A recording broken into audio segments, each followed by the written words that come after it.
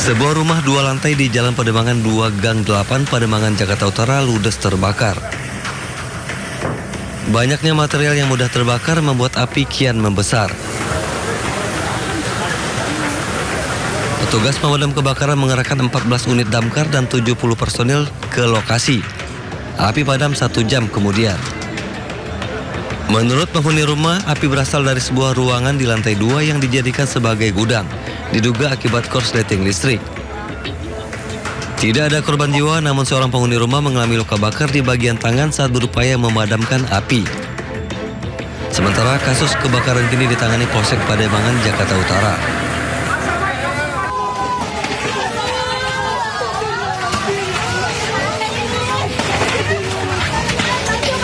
Kebakaran juga melanda sebuah rumah di permukiman padat penduduk di Jalan Satria, Jelambar, Grogol, Petamburan, Jakarta Barat. Kobaran api yang membesar menjalar ke rumah warga lain yang berada di sebelahnya. Warga panik mencoba memadamkan api dengan alat seadanya. Api padam setelah petugas mengerahkan 13 unit damkar ke lokasi. Sumber api diduga dari lantai 2 salah satu rumah akibat korsleting listrik. Tidak ada korban jiwa dan kasus kebakaran kini ditangani Polsek Grogol, Petamburan, Jakarta Barat. Dari Jakarta, Sofian Firdaus dan Miftahul Gani Ainis melaporkan.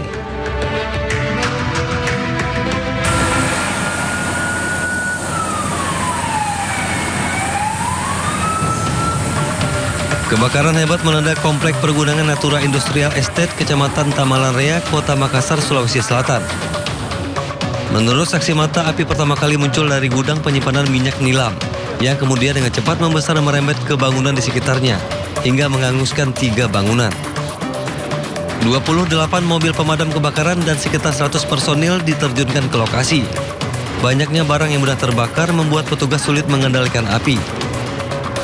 Setelah berjibaku selama 4 jam, api berhasil dipadamkan. Tidak ada korban jiwa maupun luka akibat peristiwa ini. Petugas masih menyelidiki penyebab pasti kebakaran dan menghitung total kerugian akibat peristiwa ini. Dari Makassar, Sulawesi Selatan, Yul Yuswin Ainis melaporkan.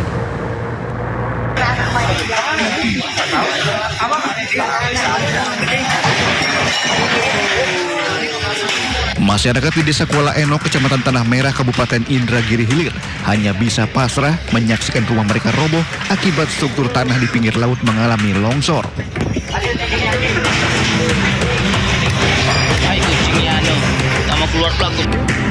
Bahkan sebagian bangunan yang ambruk tersebut masuk ke laut. Kejadian ini sudah terjadi selama 3 hari berturut-turut. Tercatat 19 rumah mengalami rusak parah. Badan Penanggulangan Bencana Daerah Kabupaten Inhil bersama camat dan TNI Polri setempat langsung bergerak cepat mengevakuasi seluruh warga serta menyelamatkan barang-barang berharga milik korban. Mengevakuasi warga, lebih kurang sekitar 10 tempat usaha yang berada di tempat kejadian kita evakuasi, dan sampai saat ini warga masih membongkar sisa-sisa puing-puing rumah yang masih bisa dimanfaatkan. Beruntung dalam peristiwa tersebut tidak sampai memakan korban jiwa, namun kerugian materi diprediksi hampir 1 miliar rupiah. Dari Kabupaten Indragiri Hilir, Riau, Diki Kurniawan, iNews melaporkan.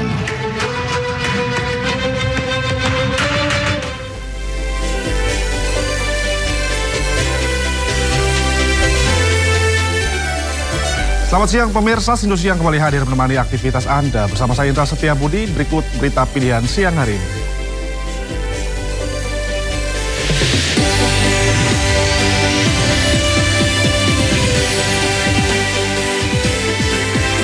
Tersangka tudingan ijazah palsu Jokowi, Roy Suryo dan Dr. Tifa jalani rawat inap di RS Polri Kramat Jati, Jakarta.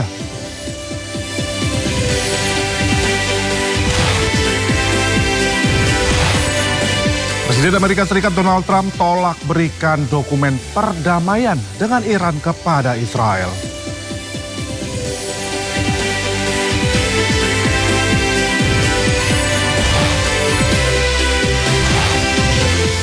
Pekan Raya Jakarta 2026 kembali hadir bagi warga Jakarta dan sekitarnya di J-Expo Kemayoran, Jakarta.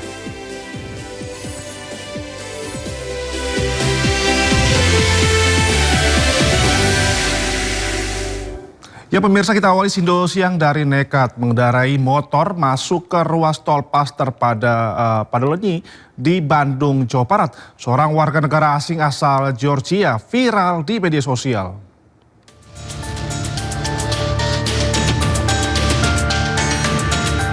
Rekaman video yang beredar menunjukkan seorang pria warga negara asing mengendarai motor metik di dalam ruas tol Paster pada Lenyi.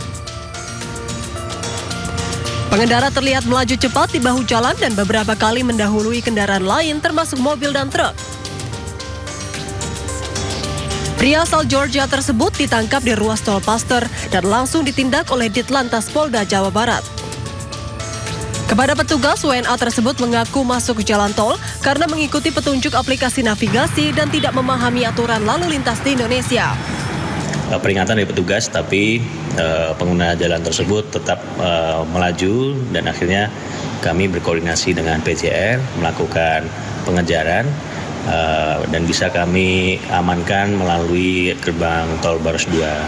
Nah, di sana kami mintain keterangan dan menurut pengakuannya pengguna motor tersebut menggunakan aplikasi Maps dan ini seperti kejadian kita sebelumnya. Jasa Marga mengimbau pengendara roda 2 agar lebih teliti saat menggunakan aplikasi penunjuk arah dan selalu mematuhi rambu lalu lintas karena jalan tol hanya diperuntukkan bagi kendaraan roda 4 atau lebih. Dari Bandung, Jawa Barat, Ervan David, iNews melaporkan. Pertandingan sepak bola antar kampung di lapangan Roda Top Pagedangan, Tangerang, Banten berakhir ricuh. Wasit nyaris menjadi sasaran amuk supporter yang menyerbu masuk ke tengah lapangan lantaran merasa wasit berpihak.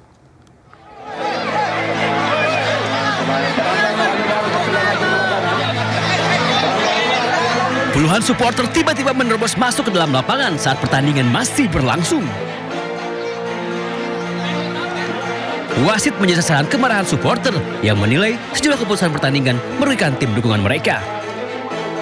Sebelum kericuhan terjadi, Jatah KFC tengah unggul 2-1 atas Cihuni FC dalam laga antar kampung.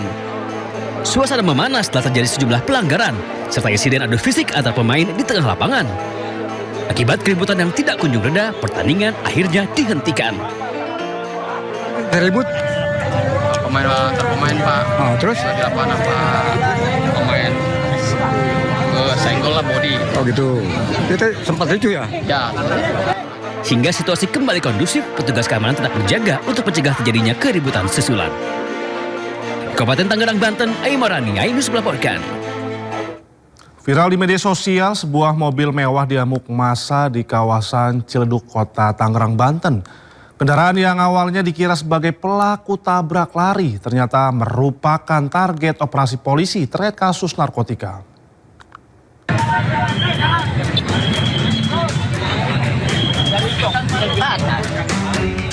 Mobil mewah ini rusak usai jadi sasaran amuk warga dan pengendara yang berusaha menghentikan lajunya di kawasan Ciledug, Kota Tangerang, Banten. Awalnya pengemudi mobil dikira pelaku tabrak lari. Namun setelah diselidiki, kendaraan tersebut ternyata jadi target operasi penangkapan terkait dugaan kasus narkotika jenis tembakau sintetis. Sebelum pengejaran terjadi, polisi telah mengamankan 4 orang terduga pengguna narkotika. Saat akan digeledah, pengemudi mobil kabur hingga terjadi aksi kejar-kejaran di jalan raya. Aksi pengejaran polisi ini menarik perhatian warga sekitar yang ikut berusaha menghentikan kendaraan tersebut. Dan dilakukan pengejaran terhadap mobil ini. Hingga akhirnya mobil terhenti di daerah Ciledug, Tangerang karena menabrak trotoar. Kemudian 5 orang itu diamankan, dibawa ke Polres Jakarta Selatan. Di saat 5 orang ini salah satu diantaranya kita lakukan penahanan. 4 terduga pengguna narkoba kini mengajukan rehabilitasi. Sementara pengemudi mobil ditahan di rutan Mapolres Jakarta Selatan. Polisi masih mendalami kemungkinan adanya pihak lain yang terlibat. Dari Jakarta, Dan Helmi Sayangbati, iNews melaporkan. Ya pemirsa, hilang selama 3 tahun seorang wanita asal Rancaikek, Kabupaten Bandung, Jawa Barat diduga disekap dan dianiaya kekasihnya. Korban diduga mengalami kekerasan fisik berulang hingga kondisinya luka berat.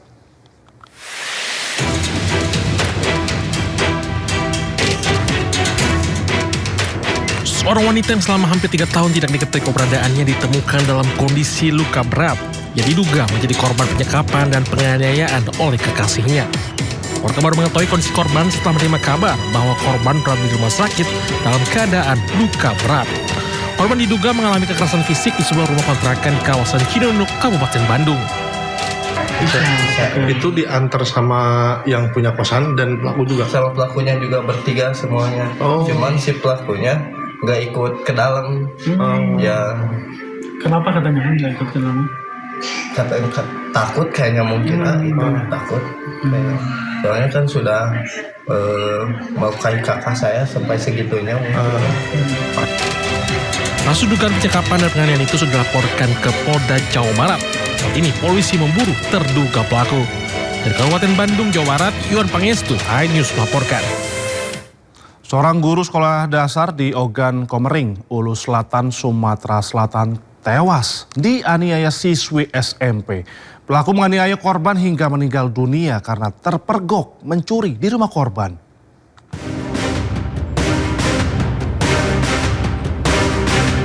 Kasus pencurian disertai penganiayaan berat menggegerkan Kabupaten Ogan Komering Ulu Selatan, Sumatera Selatan. Seorang guru sekolah dasar berstatus pegawai pemerintah dengan perjanjian kerja meninggal dunia setelah ditusuk seorang siswi SMP. Peristiwa berawal saat korban yang baru pulang ke rumahnya dan mendapati pelaku yang masih berstatus pelajar kelas 1 SMP berada di dalam rumahnya sedang mencuri. Diduga panik karena aksinya diketahui korban, pelaku kemudian mengambil sebilah pisau dan menganiaya korban.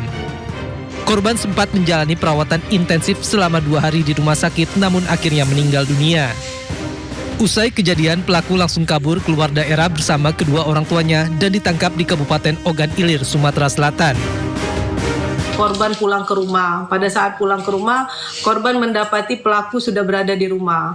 Karena panik, pelaku akhirnya mengambil pisau dan menusuk korban.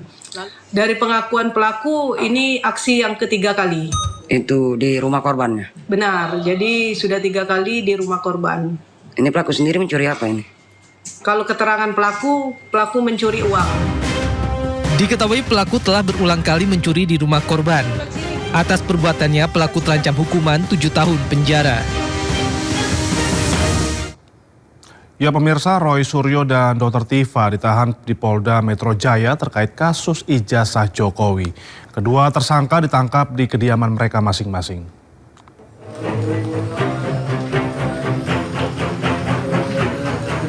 Tifa Fauzia Tiasuma alias Dr. Tifa dan Roy Suryo ditahan Polda Metro Jaya Jumat pagi.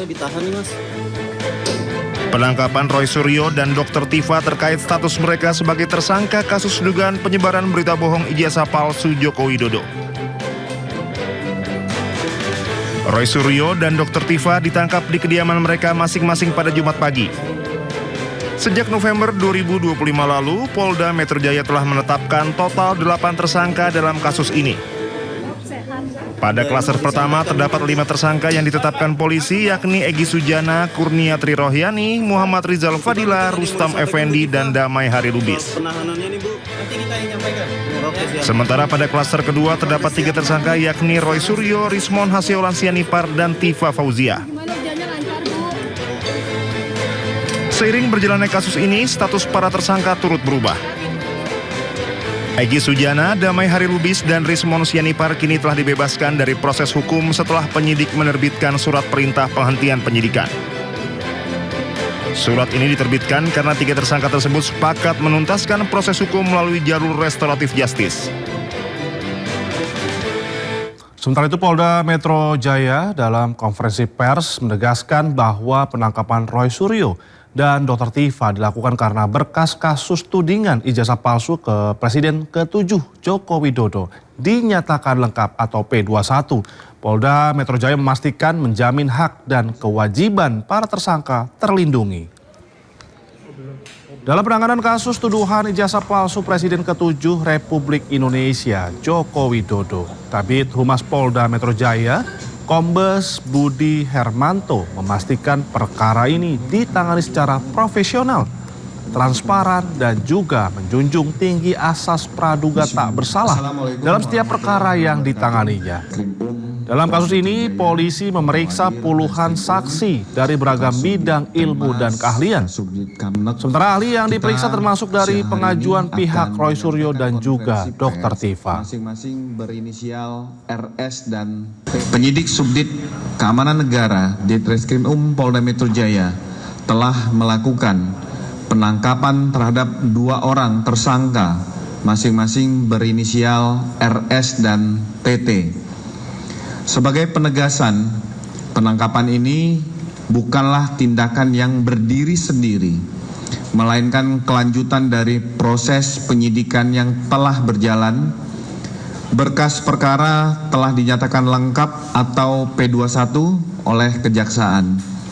Alat bukti telah dinilai lengkap memenuhi persyaratan dan setiap tahapan ditempuh sesuai ketentuan hukum acara pidana dengan menjunjung tinggi azas kesetaraan di hadapan hukum. Dengan demikian, langkah ini menjadi dasar hukum yang jelas dan dapat dipertanggungjawabkan. Dalam rangkaian proses penyidikan yang telah dilaksanakan oleh penyidik di Treskrim Polda Metro Jaya, di antaranya kami sudah melakukan pemeriksaan terhadap 94 orang saksi. Kami juga telah melakukan pemeriksaan terhadap 26 orang ahli, baik itu ahli independen maupun ahli yang diajukan atau dimohonkan oleh para tersangka. Setelah hampir 2 jam menjalani pemeriksaan kesehatan, tersangka kasus fitnah ijazah Jokowi, Roy Suryo, dan juga Dr. Tifa menjalani rawat inap di RS Polri Kramat Jati. Tanpa memberikan komentar apapun, Roy Suryo langsung memasuki mobil tahanan setelah menjalani pemeriksaan kesehatan di RS Polri Kramat Jati. Tak lama koleganya, Dr. Tifa, juga menyusul Roy. Dr. Tifa tampak duduk di dalam kursi roda hingga memasuki mobil tahanan. Sama seperti Roy, Dr. Tifa juga tidak mengeluarkan sepatah kata pun. Keduanya kini menjalani rawat inap di RS Polri Kramat Jati atas rekomendasi dokter.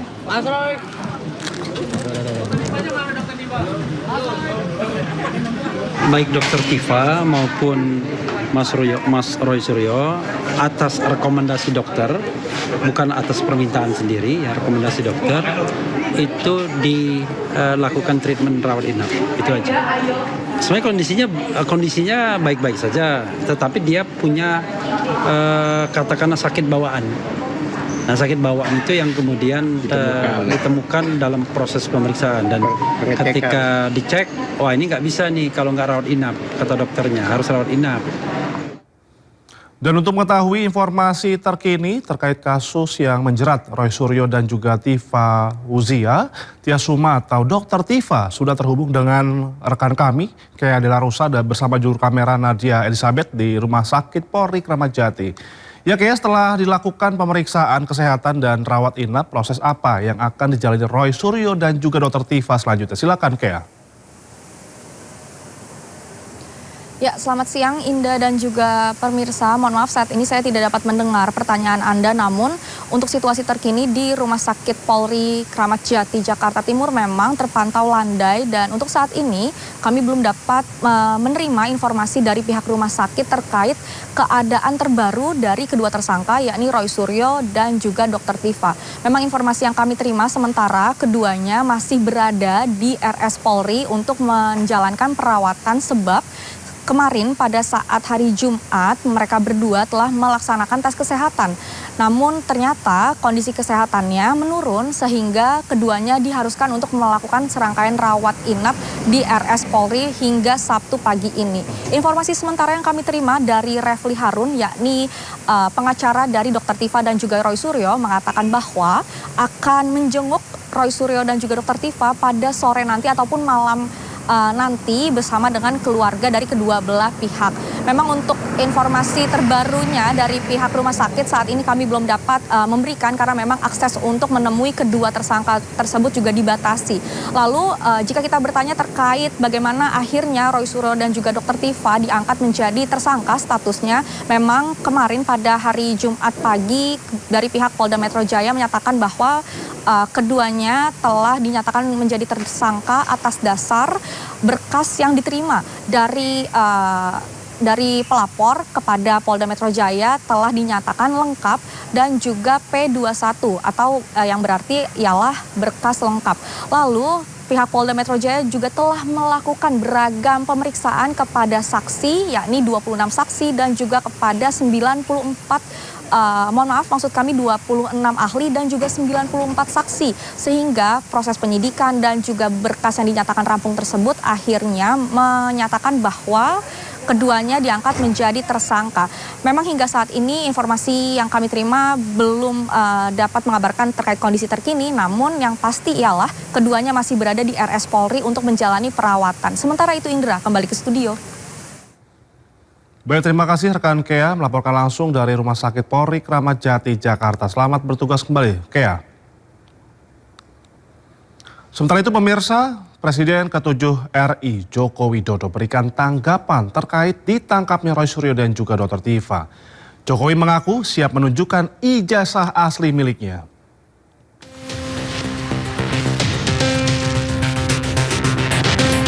Di kediaman Solo pada hari Jumat, Presiden ke-7 Republik Indonesia Joko Widodo menyatakan kesiapannya untuk menunjukkan ijazah asli miliknya secara langsung di hadapan majelis hakim saat persidangan. Hal ini dilakukan setelah kepolisian melakukan penangkapan terhadap pakar telematika Roy Suryo dan Dr. Tifa terkait perkara dugaan penyebaran berita bohong soal ijazah palsu milik Jokowi. Kita ikuti proses hukum yang ada sampai nanti di sidang pengadilan. Karena nanti pengadilanlah yang akan memutuskan. Kita ikuti. Nanti Pak Jokowi rencana akan hadir langsung di persidangan? Iya, akan hadir. Jadi Pak Jokowi memastikan akan membawa ijazah aslinya ya ke persidangan? Iya, sesuai yang sudah saya sampaikan. Masih di Polda ya Pak itu ya, ijazah? Iya, masih di Polda. Sebelumnya, Jokowi sudah pernah menyatakan siap menunjukkan ijazah asli miliknya dari SD, SMP, SMA, hingga kuliah. Jokowi menambahkan pihaknya akan mengikuti seluruh proses hukum yang ada. Dari Solo, Jawa Tengah, koresponden Septiantoro iNews melaporkan. Kita beralih ke informasi lainnya pemirsa, eksekusi Hotel Sultan di kawasan Gelora Bung Karno Senayan berujung ricuh. Aparat polisi dan juga TNI dilempari oleh pengunjuk rasa yang menolak eksekusi dilakukan.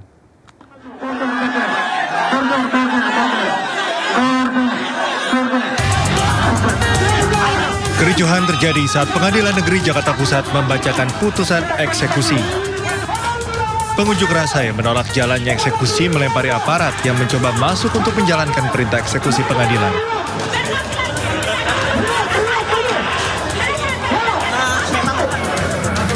Petugas pun bertindak tegas dengan menangkap 69 orang yang diduga menghalangi jalannya eksekusi. Puluhan massa yang diamankan kemudian digelandang polisi dari area dalam Hotel Sultan menuju mobil tahanan. Di mana putusan pengadilan dianggap paling benar dan mengikat. Sehingga kami mengamankan saat ini ada 69 orang dan mungkin masih bisa bertambah orang-orang yang mencoba menghalangi dalam proses eksekusi. Sekali lagi kami sampaikan, proses eksekusi ini melalui tahapan-tahapan dan prosedur yang profesional, proporsional dan dapat dipertanggungjawabkan. Di mana putusan pengadilan dianggap paling benar dan mengikat. Sehingga kami mengamankan saat ini ada 69 orang dan mungkin masih bisa bertambah orang-orang yang mencoba menghalangi dalam proses eksekusi. Sekali lagi kami sampaikan, proses eksekusi ini melalui tahapan-tahapan dan prosedur yang profesional, proporsional dan dapat dipertanggungjawabkan. Kami mengimbau kepada seluruh masyarakat tidak membuat informasi ataupun isu-isu yang liar Masa aksi yang ditahan dibawa ke Polda Metro Jaya untuk menjalani pemeriksaan secara intensif. Dari Jakarta, tim liputan iNews melaporkan. Ya pemirsa, sengketa lahan Hotel Sultan bermula sejak tahun 1970-an.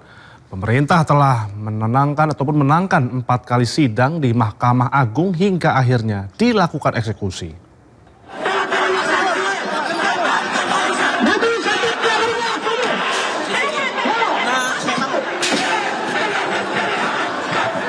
Momen ricuh terjadi kala Pengadilan Negeri Jakarta Pusat selesai membacakan putusan eksekusi. Buntut kericuhan yang terjadi saat proses eksekusi lahan Hotel Sultan, polisi menangkap 69 orang. Berikut kronologi utama sengketa Hotel Sultan. Pada 1970-an, pemerintah beri HGB pada Indobuildco milik Ponco Sutowo untuk kelola kawasan di Blok 15 GBK.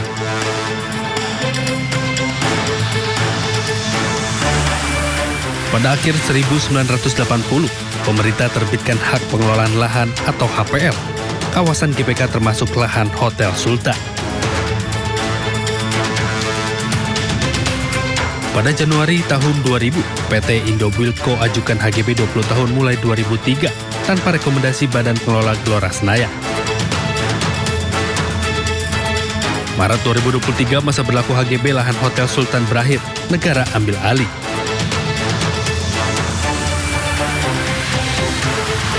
(2023-2024), pemerintah 4 kali menangkan peninjauan kembali di Mahkamah Agung.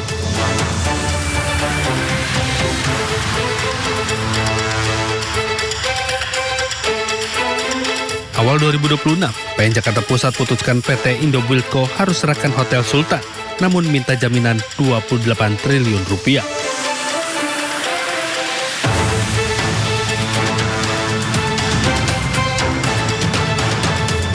Pada 18 Juni 2026, eksekusi Hotel Sultan ricuh, masa pendukung pengelola tolak eksekusi.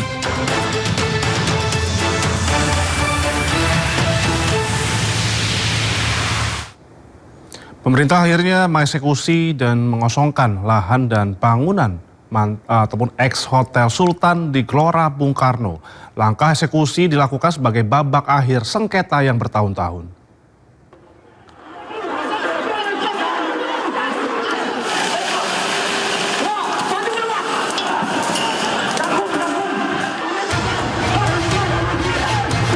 Kamis pagi menjadi akhir drama sengketa Hotel Sultan selama 26 tahun di Gelora Bung Karno setelah pemerintah mengeksekusi lahan dan bangunan.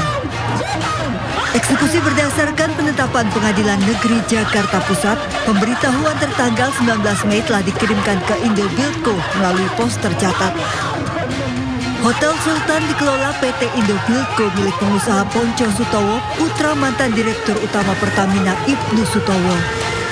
Drama sengketa berawal dari perbedaan penafsiran terkait masa berlaku hak bangunan di atas lahan Blok 15 GBK. Pemerintah menyatakan perpanjangan HGB yang diajukan pada 2002 hanya berlaku selama 20 tahun, berakhir pada 2022 dan lahan kembali menjadi aset negara. Sementara Indobuildco mengklaim perpanjangan berlaku selama 30 tahun.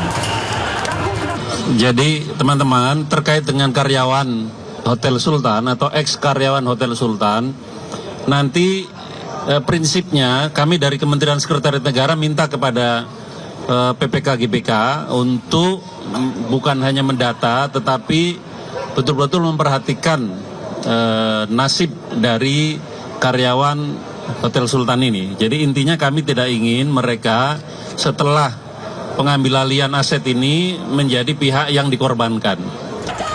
Pemerintah akan mendata seluruh pekerja dan berkoordinasi dengan Kemnaker untuk memastikan hak-hak pekerja. PPK GBK sebagai pengelola aset negara masih menyusun rencana pemanfaatan kawasan yang dieksekusi ini. Dari Jakarta, tim liputan iNews melaporkan.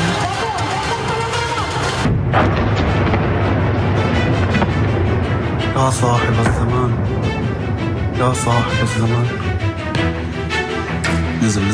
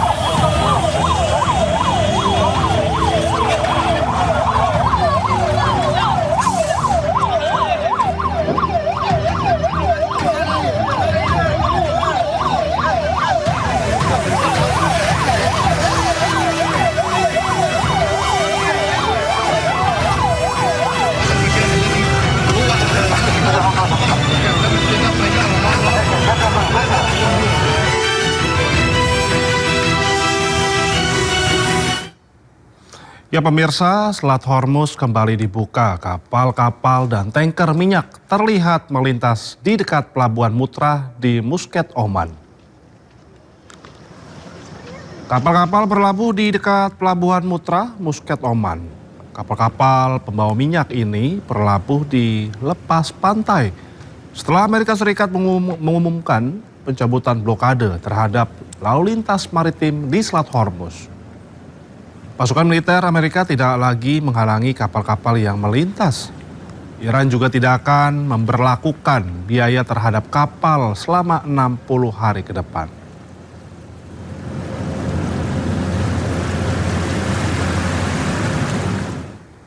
Televisi Iran menyiarkan rekaman yang menunjukkan situasi lalu lintas terkini di Selat Hormuz. Kapal tanker dan kapal kargo tidak lagi tertahan dan bisa kembali melintas pasca kesepakatan damai antara Amerika dan juga Iran.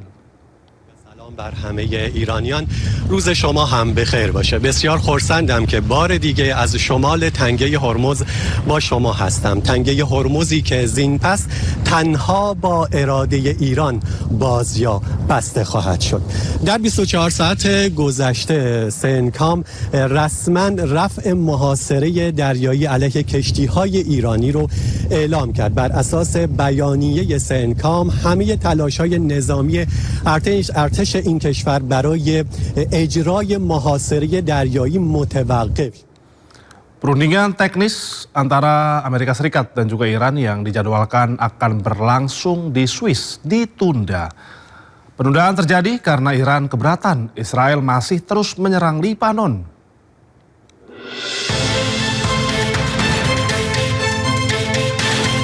Perundingan teknis antara Amerika Serikat dan Iran dijadwalkan berlangsung di Swiss untuk membahas implementasi kesepakatan gencatan senjata. Namun perundingan tersebut terpaksa ditunda di tengah berlanjutnya operasi militer Israel di Lebanon. Dilansir dari media Al Jazeera, Menteri Luar Negeri Swiss mengonfirmasi perundingan AS-Iran di kawasan Bergenstock tidak akan berlangsung sesuai jadwal.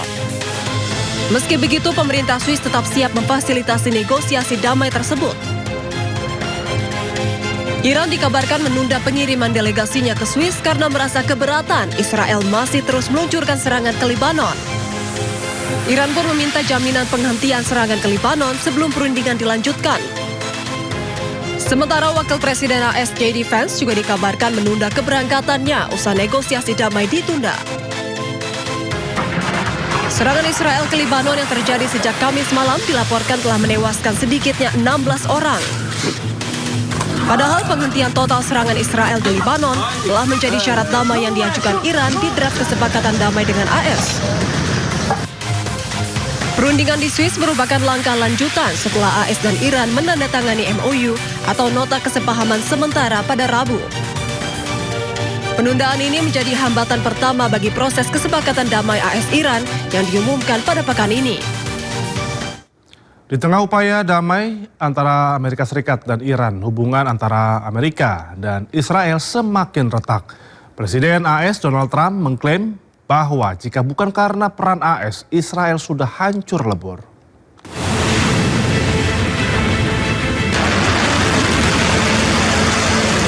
Keretakan hubungan antara Amerika Serikat dan Israel terlihat semakin dalam di tengah upaya damai AS-Iran yang kian dekat. Presiden AS Donald Trump secara terbuka melayangkan teguran keras terhadap Israel. Trump mengklaim jika bukan karena peran besar dirinya, maka Israel sudah hancur lebur. Ketegangan ini dipicu oleh rasa frustrasi Trump yang kian meningkat terhadap Israel, terutama di tengah upaya damai dengan Iran. For Donald Trump and Bibi Netanyahu worked well with me. But he will tell you, we're the ones with the guns, we're the ones with the whole deal, we're the ones with the B-2 bombers, etc. If it weren't for Donald Trump, Israel would have been eviscerated. Your relationship with Netanyahu's... It's good, but we have to keep him a little bit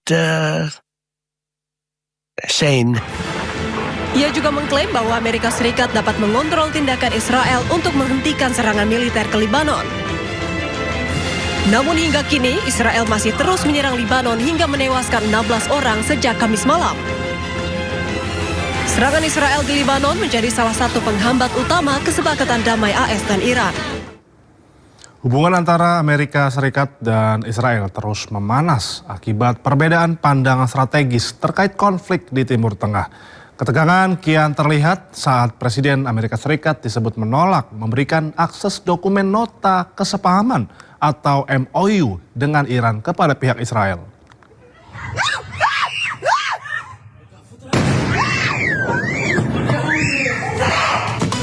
Hubungan antara Amerika Serikat dan Israel merenggang akibat perbedaan pandangan strategis terkait konflik di Timur Tengah. Meskipun secara historis AS dan Israel bersekutu, namun keduanya kini berbeda pandangan soal kesepakatan damai yang telah ditandatangani AS dan Iran. Presiden AS Donald Trump dilaporkan berselisih dengan Perdana Menteri Israel Benjamin Netanyahu terhadap strategi AS menghadapi Iran dan Lebanon. We have a little dispute over Lebanon. I say you can do a little softer touch, baby. You don't have to knock down a building every time somebody walks into it that's from Hezbollah.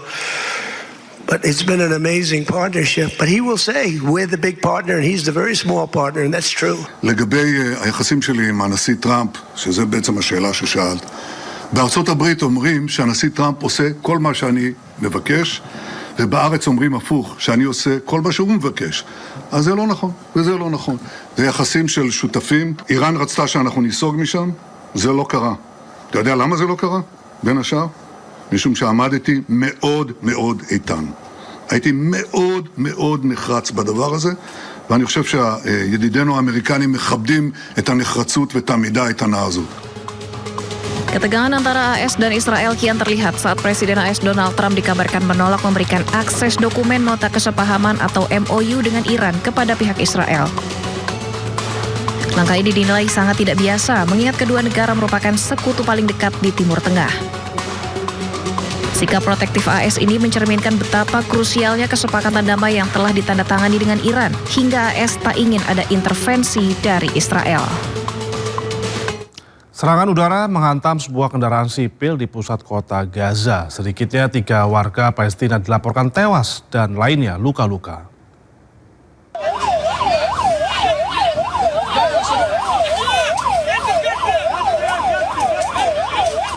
Kepulan asap muncul dari kendaraan milik warga sipil Palestina di Gaza. Kendaraan tersebut rusak parah akibat dihantam serangan udara Israel. Akibatnya, 3 warga Palestina tewas, sedangkan sejumlah korban lainnya dilaporkan mengalami luka-luka. Warga dan petugas bergegas menuju lokasi serangan. Mereka tampak berusaha memadamkan api dan mengevakuasi korban dari bangkai kendaraan. Sementara ambulans berdatangan untuk membawa korban ke fasilitas kesehatan terdekat. Hingga kini, belum ada keterangan resmi terkait alasan serangan tersebut. Serangan udara Zionis Israel menewaskan 2 pejuang Hamas di Gaza, Palestina. Israel mengklaim kedua anggota Hamas ini terlibat dalam serangan ke Israel pada 7 Oktober 2023. Selain itu, kedua anggota Hamas tersebut sebagai ancaman terhadap militer Zionis Israel di jalur Gaza.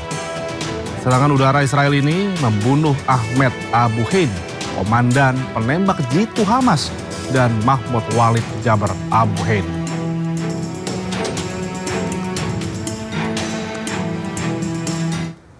Sementara itu pejuang Hizbullah menggempur pasukan Zionis Israel di Lebanon Selatan. Serangan bertubi-tubi dilancarkan oleh pejuang Hizbullah ke tentara Zionis Israel. Serangan ini merupakan serangan balasan yang dilakukan oleh Zionis Israel ke Lebanon Selatan. Dilaporkan pada serangan yang dilakukan oleh pejuang Hizbullah menyebabkan 4 orang militer Zionis Israel tewas.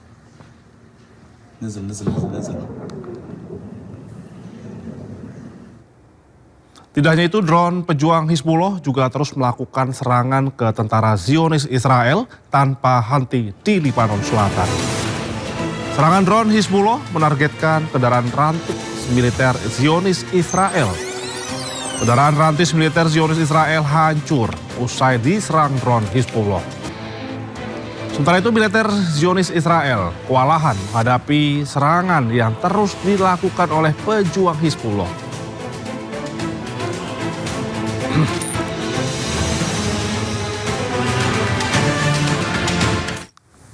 Meski Amerika dan Iran telah sepakat berdamai, Israel kembali menyerang Lebanon Selatan.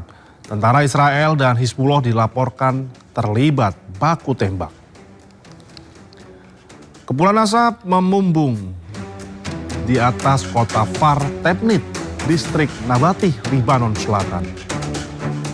Warga juga mendengar beberapa kali suara ledakan. Kawasan ini menjadi sasaran penembakan artileri dengan peluru fosfor.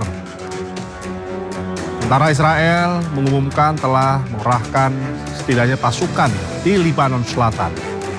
Meski Amerika dan Iran sepakat mengakhiri perang.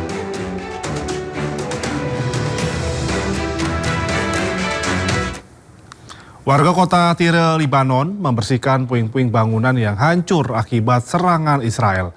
Akibat perang, puluhan bangunan rusak sementara lebih dari 3.000 orang tewas.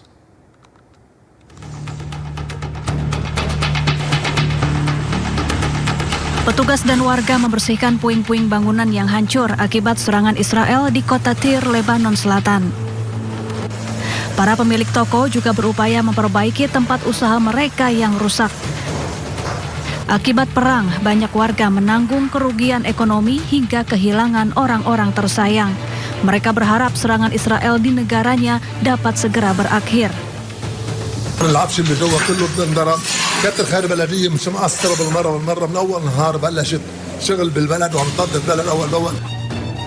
Menurut data otoritas setempat, lebih dari 68.000 rumah di Lebanon hancur akibat gempuran Israel sejak 2 Maret 2026 lalu. Sementara korban tewas mencapai 3.756 orang.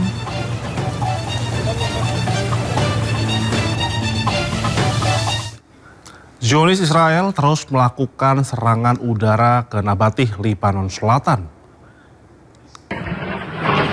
Ledakan besar terjadi di dekat permukiman warga. Asap pekat membumbung tinggi usai serangan udara Israel dilancarkan. Zionis Israel terus menggempur Lebanon Selatan meski Presiden Amerika Serikat Donald Trump meminta untuk hentikan serangan ke penduduk sipil.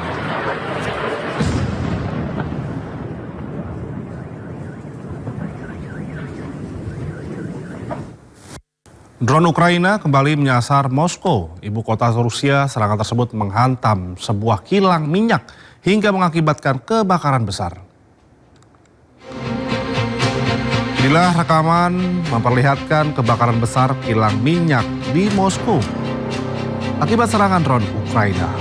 Asap membumbung tinggi di atas area serangan. Fasilitas tersebut menjadi sasaran drone Ukraina untuk yang kedua kalinya dalam sepekan. Menurut wali kota Moskow, Sergei Sobyanin, sekitar 200 drone berhasil dicegat oleh sistem pertahanan Rusia. Hingga kini belum ada laporan resmi mengenai jumlah korban jiwa.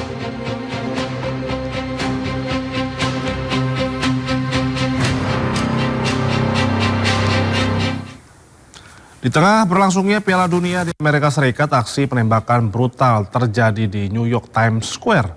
Seorang remaja berhasil ditangkap petugas. Square is fucked up. Look, niggas in the street fighting. You heard that, right? You heard that. Warga yang memadati New York Times Square terkejut dan panik usai bunyi rentetan senjata menggelegar di kawasan pusat bisnis tersebut. Akibatnya warga lari kocar-kacir menyelamatkan diri ke tempat yang aman. Sementara itu petugas kepolisian berhasil menangkap remaja yang diduga menjadi pelaku penembakan. Namun usai penangkapan pelaku pertama, aksi penembakan massal kembali pecah di kawasan tersebut. Polisi membawa seorang pria yang mengalami luka tusuk senjata tajam ke rumah sakit terdekat. You heard that, right? You heard that. Niggas shooting, all kinds of shit going on.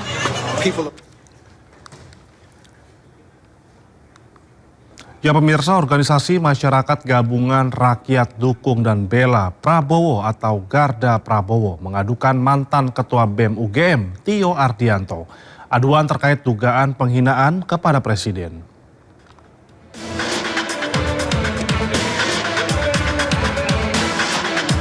Sejumlah advokat dan tokoh Kamis pagi mendatangi Barreskrim Polri melaporkan mantan Ketua BEM UGM Tio Ardianto. Tio dilaporkan Garda Prabowo atas dugaan penghinaan kepada Presiden. Sebelum pelaporan ini, Tio juga pernah dilaporkan ke Polres Metro Jakarta Selatan atas dugaan penghasutan dan fitnah terhadap program MBG. Garda Prabowo telah menyerahkan seluruh bukti dan berkas aduan terhadap Tio Ardianto ke polisi. Telah melakukan dumas terhadap saudara Tio yang kami duga melecehkan dan menghina ketua pembina kami, yaitu Bapak Prabowo Subianto, dan juga kami duga membuat satu berita hoaks yang membuat kegaduhan dan keresahan di masyarakat. Garda Prabowo menyerahkan proses penyelidikan dan langkah hukum selanjutnya ke polisi. Dari Jakarta, Tim Liputan iNews melaporkan. Ratusan mahasiswa Universitas Trisakti berkonvoi menuju gedung DPR RI di Senayan, Jakarta. Mereka menggelar demonstrasi membawa 3 tuntutan rakyat atau Tritura. Ratusan mahasiswa Universitas Trisakti berkonvoi menggunakan sepeda motor, bus, hingga mobil angkutan umum. Dengan menggunakan jaket alma mater, para mahasiswa ini membawa bendera, spanduk, hingga poster berisi beragam tuntutan. Kali ini mereka mengusung 3 tuntutan rakyat, diantaranya pemulihan ekonomi. Polisi turut melakukan pengawalan untuk menjaga ketertiban dan juga kelancaran arus lalu lintas.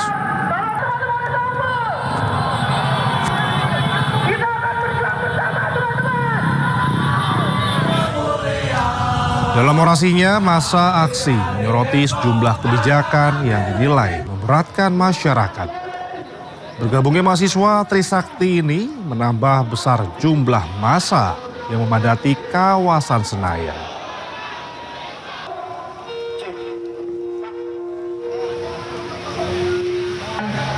Orator selanjutnya perwakilan dari cabang. Ya pemirsa, usai menyampaikan orasi secara bergantian, perwakilan mahasiswa akhirnya diterima oleh pihak DPR RI. Sejumlah mahasiswa ini memasuki kawasan gedung DPR dengan pengawalan petugas keamanan. Para mahasiswa ditemui oleh Wakil Ketua DPR RI Sufmi Asko Ahmad, Ketua Komisi 3 DPR RI Habibur Rahman, Ketua MKD DPR RI Nazarudin Dekam, Wakil Ketua DPR RI San Mustafa, dan anggota DPR RI Muhammad Rano Al-Falah. Yang pada intinya mereka menyampaikan aspirasi untuk diteruskan kepada pihak pemerintah, menyampaikan aspirasi kepada DPR dalam hal tugas pengawasan DPR. Tadi kami telah melakukan komunikasi, berinteraksi dengan sangat baik, dan karena memang kemudian waktu yang membatasi, sehingga kemudian kami akan ke depan lebih banyak berkomunikasi dengan teman-teman dari adik-adik dari mahasiswa. Tuntutan pertama kami kita sampaikan bahwasanya menjaga stabilitas ekonomi, baik itu dari kebijakan fiskal atau moneternya, serta kestabilan harga bahan pokok dan juga BBM itu yang menjadi concern utama kami. Tadi kita sampaikan dan disampaikan beberapa komitmen dari pihak eksekutif tadi ditelepon langsung oleh jajaran pimpinan Dewan yang harapannya bisa kita tunggu janjinya beberapa waktu ke depan untuk bisa kita tuai hasilnya. Aksi unjuk rasa yang digelar oleh mahasiswa di Kota Medan diwarnai dengan penghadangan sejumlah kendaraan taktis milik polisi.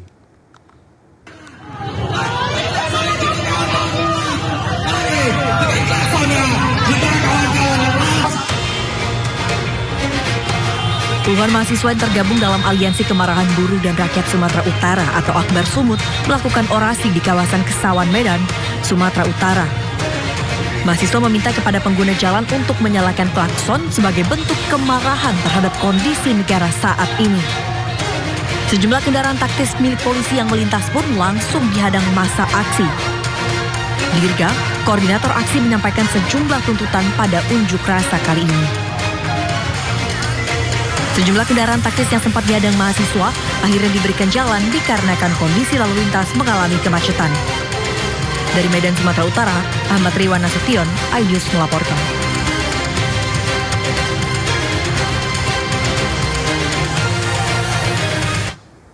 Pemerintah pastikan program makan bergizi gratis tetap berjalan di tengah polemik yang melanda Badan Gizi Nasional.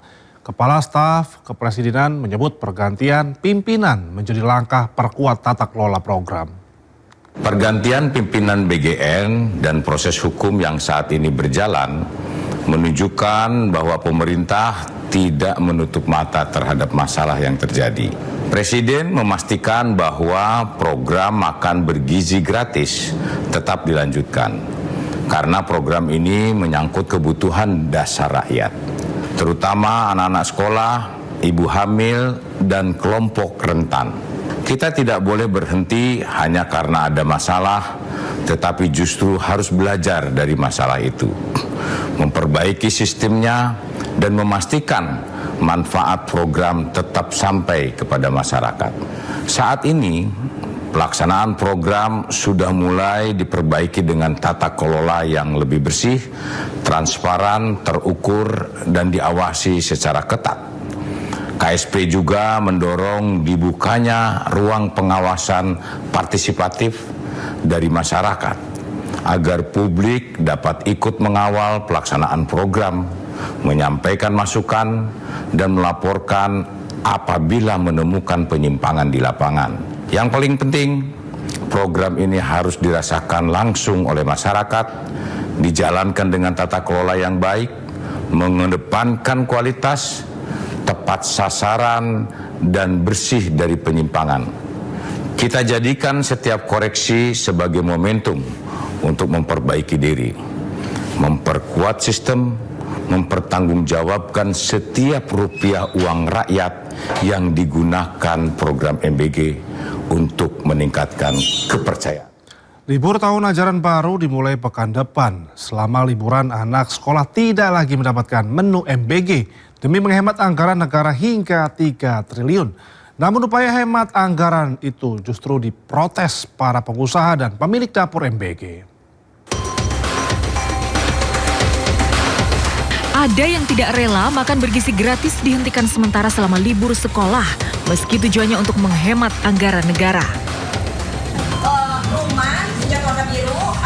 Protes disampaikan para pengusaha dan pemilik dapur MBG yang tergabung dalam Himpunan Masyarakat Dapur Generasi Emas atau HMD Gemas. HMD Gemas menyebut penghentian sementara MBG akan berdampak pada usaha pemilik SPPG hingga petani dan peternak supplier.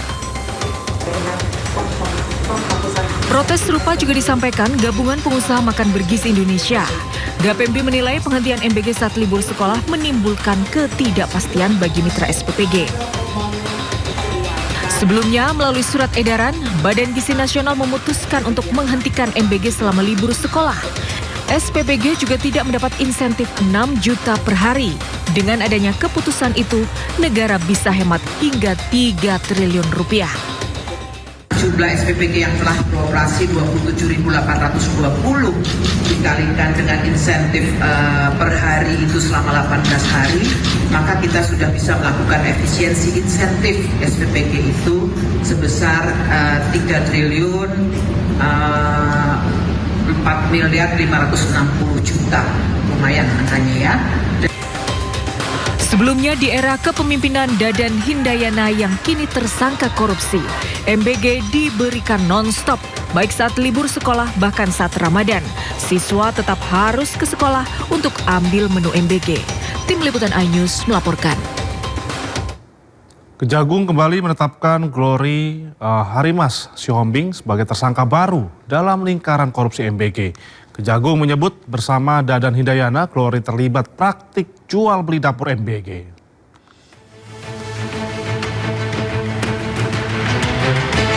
Tersangka korupsi MBG bertambah 1, Glory Harimas Sihombing atau GHS. Kejagung menyebut dengan cara melawan hukum, Glory terbukti kong kali kong dengan mantan kepala BGN Dadan Hindayana menggerogoti uang MBG.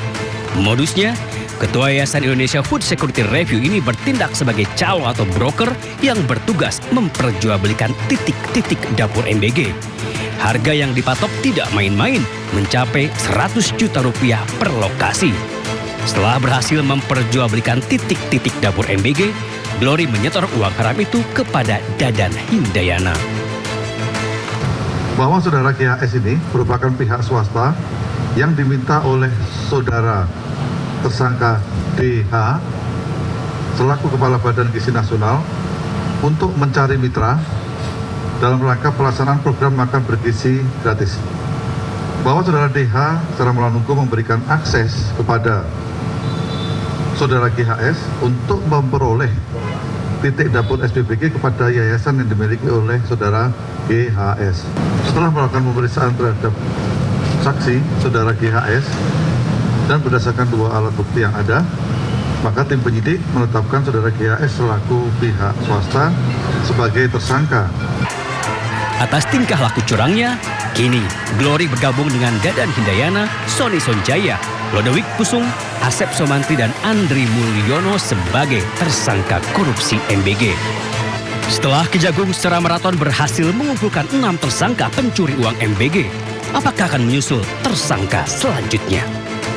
Tim Liputan iNews melaporkan. Sebelumnya pemirsa, Kejaksaan Agung RI mengungkap 1 nama lagi dari pihak swasta yang menjadi tersangka baru dalam kasus dugaan korupsi MBG. Dalam konferensi pers yang digelar di Kompleks Kejagung, Direktur Penyidikan Jampitsus Kejagung Syarif Sulaiman menetapkan 1 tersangka baru dengan inisial AM yang merupakan komisaris dan pengendali PT YAT.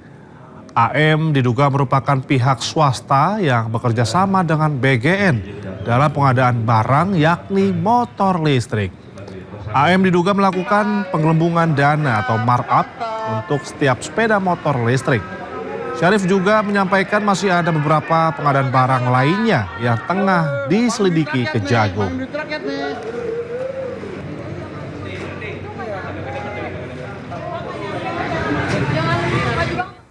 Ya pemirsa, informasi lain, Pekan Raya Jakarta 2026 kembali hadir menemani warga Jakarta dan sekitarnya di J-Expo Kemayoran, Jakarta Pusat. PRJ 2026 digelar selama 32 hari mulai 11 Juni lalu sampai 12 Juli 2026. Dalam rangka menyambut hari ulang tahun DKI Jakarta yang ke-499. Seperti sebelumnya, ribuan peserta atau booth dari berbagai sektor industri turut meramaikan PRJ 2026. Mulai dari produk kuliner, otomotif, elektronik, dan masih banyak lagi lainnya. Harga tiket masuk mulai dari Rp40.000 hingga Rp60.000.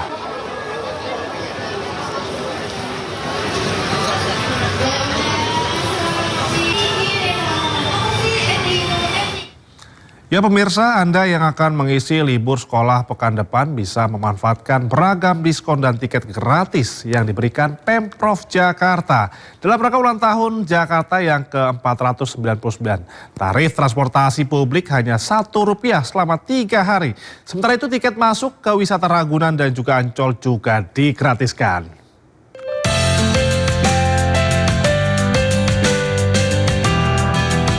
Senin pekan depan, kota Jakarta genap berusia 499 tahun. Untuk menyambut usia baru, Pemprov Jakarta menggratiskan tiket masuk wisata Ragunan dan Ancol, serta memberikan tarif transportasi hanya Rp1 untuk MRT, Transjakarta, dan LRT Jakarta. Kebijakan ini berlaku selama 3 hari, yaitu mulai 22, 27, dan 28 Juni 2026. Pengelola Taman Marga Satwa Ragunan juga akan membuka layanan Ragunan Night Zoo pada malam puncak peringatan HUT Jakarta. Sementara untuk warga Jakarta yang ingin gratis masuk Ancol diharuskan melakukan reservasi tiket 1 hari sebelum kunjungan. Tiket gratis masuk Ancol berlaku mulai pukul 5 hingga 23 malam. Dan pada tanggal itu kalau mau masuk ke Ancol, Ragunan, museum-museum, Monas, dan sebagainya gratis. Itulah kado yang diberikan oleh pemerintah DKI Jakarta kepada, syaratnya satu, KTP Jakarta. Warga yang ingin mendapat tiket gratis masuk wisata Ancol dan Ragunan harus menunjukkan KTP Jakarta kepada petugas di loket. Satu KTP berlaku untuk satu tiket gratis. Dari Jakarta, Tim Liputan iNews melaporkan.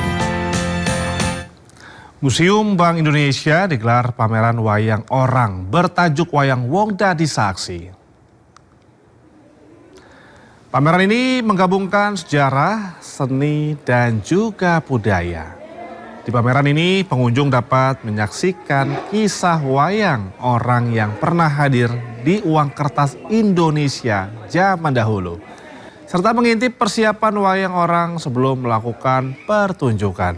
Selain wayang orang, di Museum Bank Indonesia menampilkan sejarah bangsa Indonesia lain dengan tampilan wajah dan wajah barunya.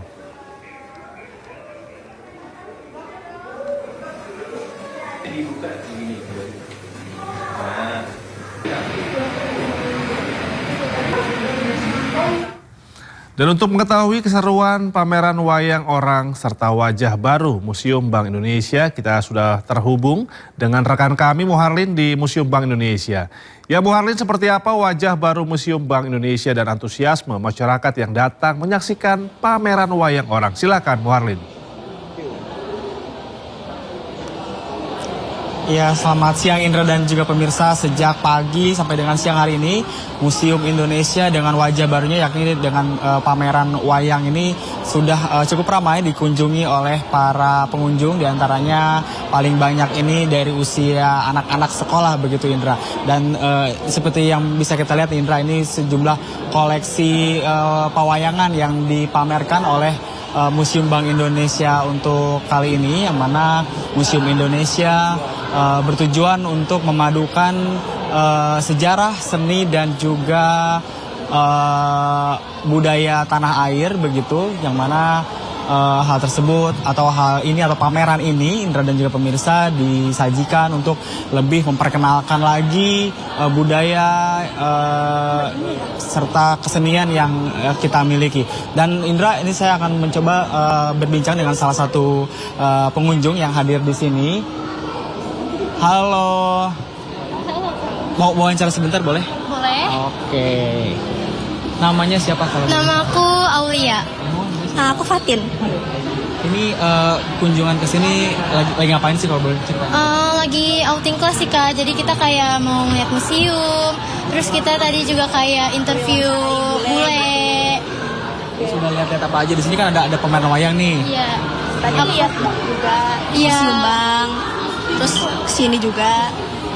Terus melihat koleksi-koleksi pewayangan di sini seperti apa? Bagus sih.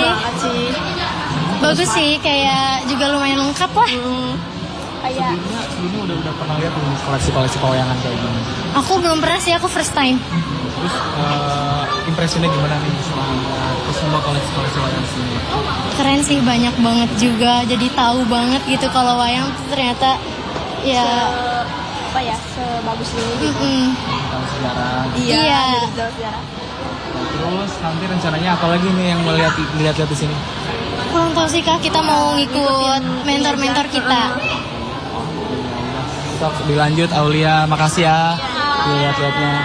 Nah tadi juga ini kebetulan Aulia masih usia sekolah begitu, yang mana dia lebih dikenalkan dengan budaya-budaya, kesenian dan juga tradisi di Indonesia. Selain memamerkan sejumlah koleksi wayang di Museum Bank Indonesia juga sendiri ini mengemas pameran lebih modern dengan tadi saya sempat menyaksikan ada spot imersif yang merupakan bentuk penampilan pewayangan yang dikemas secara 3 dimensi, dan juga selain itu memamerkan pertunjukan wayang dan juga memperkenalkan sejarah Bank Indonesia dan juga sistem pertukaran atau sistem pembayaran di Indonesia dari masa ke masa. Bagi Anda ini khususnya yang weekend ini bingung mau kemana, Anda bisa datang ke Museum Bank Indonesia untuk melihat-lihat koleksi-koleksi pewayangan yang ditampilkan di Museum Bank Indonesia. Indra.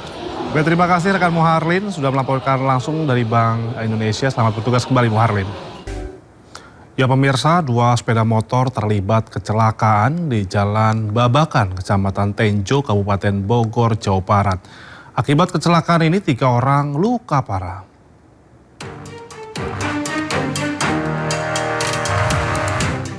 Inilah rekaman CCTV menunjukkan detik-detik 2 pengendara motor bertabrakan dari arah berlawanan hingga terpelanting di Jalan Raya Babakan Tenjo, Kabupaten Bogor, Jawa Barat. Kedua motor sama-sama berboncengan hingga mengakibatkan 3 orang luka parah dan dilarikan ke puskesmas terdekat. Sebelumnya salah satu motor diduga hendak belok ke kanan secara mendadak dan langsung bertabrakan dengan motor lain yang melaju cukup kencang dari arah berlawanan. Jadi yang dari arah Babakan 1 orang, yang dari arah Tenjo itu 2 orang, sama ibu-ibu itu. Terus tadi pada dievakuasi kemana tuh? Waktu kejadian langsung dievakuasi ke pinggir sini, dari pinggir sini langsung dievakuasi bawa ke puskesmas Tenjo. Hingga kini ketiga korban masih dirawat tim medis lantaran mengalami patah tulang. Sementara kasus kecelakaan tersebut masih ditangani unit Gakum Polres Bogor. Dari Kabupaten Bogor, Jawa Barat, Iwan Setiawan, iNews melaporkan.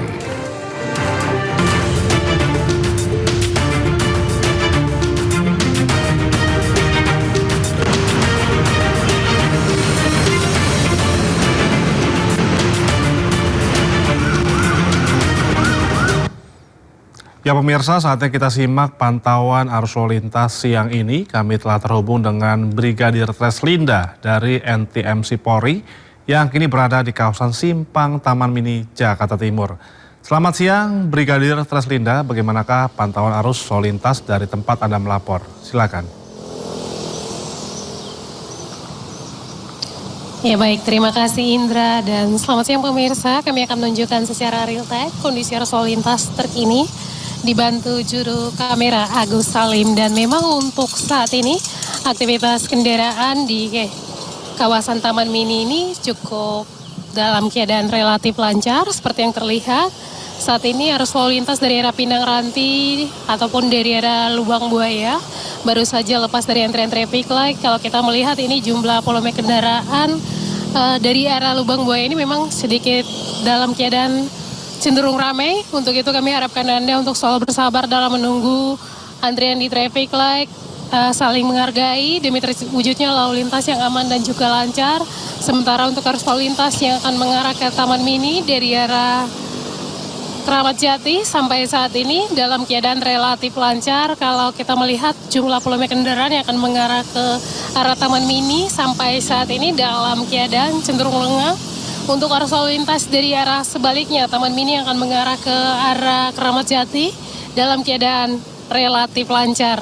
Kemudian juga kami menginformasikan untuk arus lalu lintas di ruas tol dari Taman Mini yang akan mengarah ke Bogor hingga saat ini masih dalam keadaan ramai dan lancar di kedua arahnya dengan dominasi kendaraan pribadi. Kami juga menginformasikan bagi pemirsa di rumah yang akan melakukan aktivitas perjalanan libur akhir pekan, pastikan kendaraan Anda dalam keadaan layak jalan.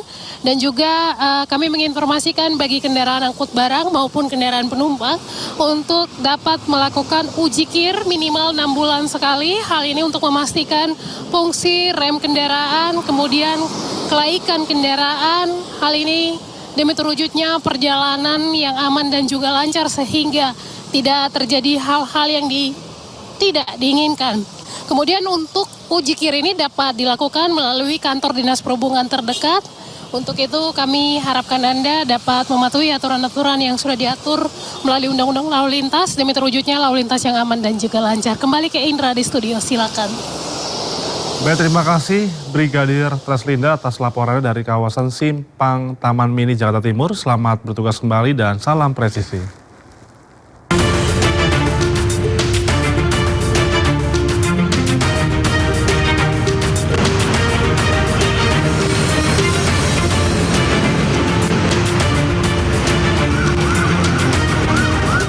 Kita beralih ke informasi lainnya pemirsa. Presiden Prabowo Subianto menerima Menpora Erick Thohir bersama pelatih Timnas John Herman Di Hampalang, pertemuan membahas jumlah program strategis olahraga nasional, termasuk rencana Indonesia sebagai tuan rumah ajang FIFA ASEAN Cup 2026. Menteri Pemuda dan Olahraga Erick Thohir bersama pelatih timnas Indonesia John Herman menyambangi kediaman Presiden Prabowo di Hampalang, Jawa Barat pada Jumat sore. Pertemuan membahas jumlah program strategis olahraga nasional, termasuk naturalisasi pemain timnas dalam menghadapi sejumlah agenda internasional. Usai pertemuan, Menpora sekaligus Ketua Umum PSSI Erick Thohir menyampaikan dukungan Presiden Prabowo Subianto terkait rencana Indonesia sebagai tuan rumah FIFA ASEAN Cup 2026. Dirinya juga mengungkapkan mendapat respon positif dari FIFA terhadap peluang Indonesia menjadi salah satu tuan rumah FIFA ASEAN Cup yang akan dijadwalkan berlangsung pada September hingga Oktober 2026 mendatang. Sudah ada respon positif dari FIFA mengenai Indonesia menjadi salah satu tuan rumah untuk FIFA ASEAN di bulan September Oktober tahun ini. Nah, jadi Bapak Presiden mendukung. Bapak Presiden akan menyiapkan surat supaya nanti kita bisa dipilih oleh FIFA untuk menjadi tuan rumah. Jadi kita tunggu nanti dan saya juga diminta segera mengkomunikasikan ke semua kementerian karena kalau kejuaraan FIFA seperti ini udah pasti mesti ada approval dari Menteri Keuangan mengenai pajak, Menteri Kesehatan dan lain-lainnya. Jadi ini yang kita dukung.